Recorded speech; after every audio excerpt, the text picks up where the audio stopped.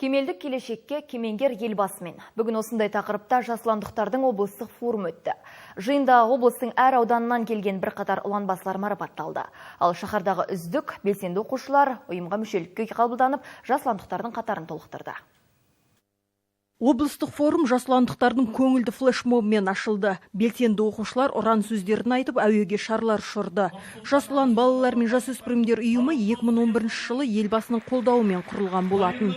Бұл ұйымның негізгі мақсаты өскелең жас ұрпақтың бойына патриоттық сезім мен білім арқылы өзін-өзі дамыта отырып, отансүйгіштікке баулу болып табылады.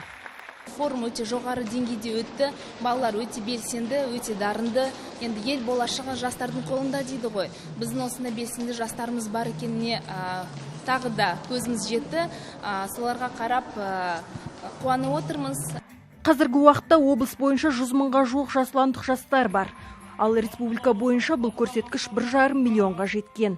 Жиында балалар мен жасөспірімдер қозғалысының дамуына және өскелең ұрпаққа саналы тәрбие беруге қосқан үлесі үшін аудандық жасұлан ұйымының ұланбасылары алғыс хаттармен марапатталды.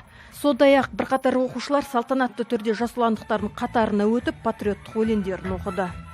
Ұлы елдің өнегелі ұланымыз, биіктерде шырқалады ұранымыз, бабалардың өнегесін үлгі тұтқан, жалындаған жас ұлан біз боламыз. Елбасымыз Нұрсұлтан Әбішұлы Назарбаев айтқандай, бұл заманда білекке емес, білімге қарайтын заман, ойды емес, ойды салыстыратын заман. Сондықтан да әр жас ұлан білімді, ой санасы жоғары, отанын сүйе білетін, өзіне отан үшін қызмет ететін адамдарды, азамат пен азаматшаларды қабылдайды.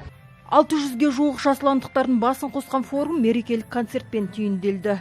Гүлзат Сейдуллақызы, Руслан Бегалы, жаңалықтар қызметі.